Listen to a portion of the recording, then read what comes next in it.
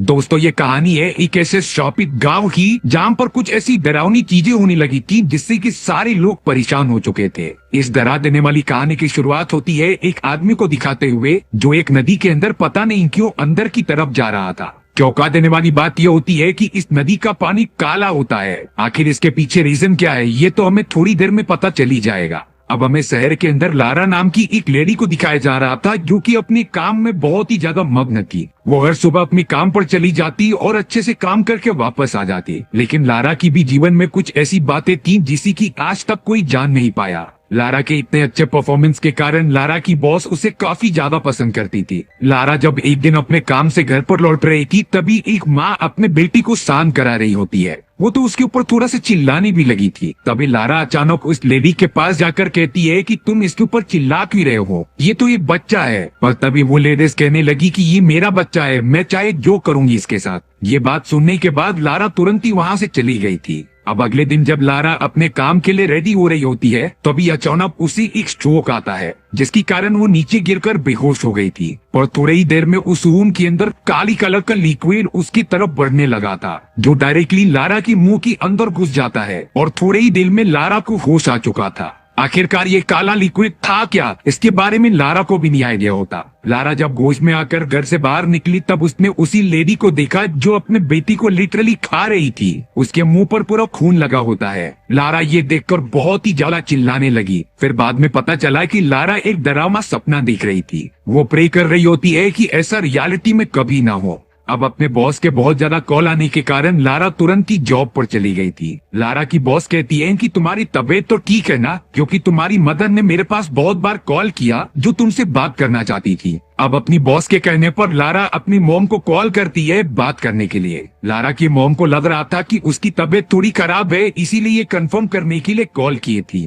लेकिन देखने पर लग रहा था कि लारा अपनी मॉम से बात करना ही नहीं चाहती। दरअसल बात यह होती है कि कई साल पहले लारा भी अपने मॉम एंड डैड के साथ विलेज में रहा करती थी। लेकिन लारा के मॉम एंड डैड उसे बड़ी अजीब तरीके से परेशान करते। उनके बीच हमेशा झगड़े होते थे। इसीलिए लारा ने डिसीजन लिया और वो गांव को हमेशा के लिए छोड़कर शहर में आकर रहने लगी। पर अब लारा की मॉम उसे रिक्वेस्ट करती है कि तुम प्लीज यहाँ पर आ जाओ, क्योंकि उनकी भी तबीयत कुछ ज्यादा ठीक नहीं है और जो भी होगा हम एक दूसरे में सेटलमेंट कर लेंगे। लारा को विलेज छोड़ी कई साल बीत चुके थे, इसीलिए अब वो इतने सालों बाद अपनी मॉम से मिलने का डिसीजन लेती है। उसने अपना सारा काम खत्म किया और अगली दिन ही निकल पड़ी विलेज की तरफ। वहाँ पहुँचने के बाद लारा ने देखा कि सारी चीजें वैसी की वैसी ही हैं जैसी वो छोड़ कर गई थी। पर गांव के लोग लारा को अजीब तरीके से देख रहे थे, जैसे कि उसने कुछ क्राइम कर दिया हो। लारा जैसे ही अपने घर पर पहुंची तभी उसकी मदर दरवाजे पर अजीब तरीके से खड़ी हुई थी। तो वो जल्द से जल्द लारा को अंदर लेके जाकर उसकी देख रेख करने लग जाती है।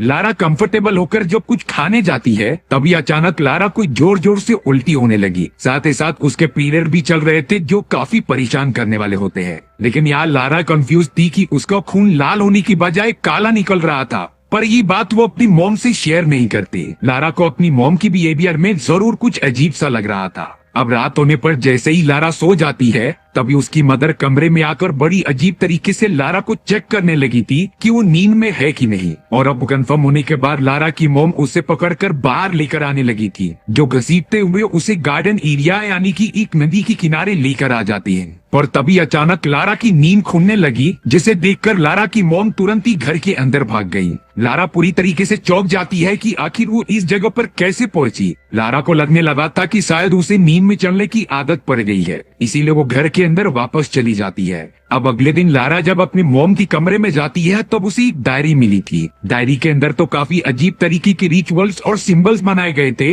जो किसी काला जादू करने के काम में आते हैं। लारा को घर के अंदर कुछ ठीक नहीं लग रहा था। लारा की मदर पता नहीं क्यों लारा को बार बार गार्डन एरिया में जाने के लिए कह रही थी, लेकिन लारा वहाँ जाने के लिए रेडी नहीं होती। एक टाइम पर तो लारा की मदर उससे जबरदस्ती भी करने लगी थी, इसीलिए लारा जल्द से जल्द जॉगिंग करने के बहाने वहाँ से निकल जाती है। लारा तो इतने सालों बाद अपनी एक फ्रेंड से भी मिल रही थी जिसका नाम बेथी होता है। बेथी ने बताया कि तुम्हारी मदर ने मुझे तुम पर नजर रखने के लिए कहा है, जैसे कि तुम खतरे में ना पड़ जाओ। घर पर आने के बाद लारा ने अपनी मदर से कहा कि मुझे यहाँ कुछ अच्छा नहीं लग रहा है, इसीलिए मैं वापस सिटी में जाना चाहती हूँ। तब जाकर लारा की मदर ने असली सच्चाई बताई कि मैं मरने वाली हूँ और मुझे एक ही तरीके से बचाया जा सकता है। लारा की मॉम लारा से बात करते हुए उसे लेक के किनारे लेकर आ जाती है, जैसे कि हमने कहानी की शुरुआत में देखा था, और उस लेक के अंदर ही एक आदमी कूद रहा होता है। वो आदमी और कोई नहीं बल्कि लारा के फादर होते हैं। उन्होंने पता नहीं क्यों किसी अनजान रीजन की वजह से खुदकुशी कर ली। लारा तो अपने फादर को बचपन से ही बहुत ज्यादा मिस करती थी, लेकिन यहाँ लारा की मदर ने कहा कि तुम्हारे फादर को अभी भी जिंदा किया जा सकता है,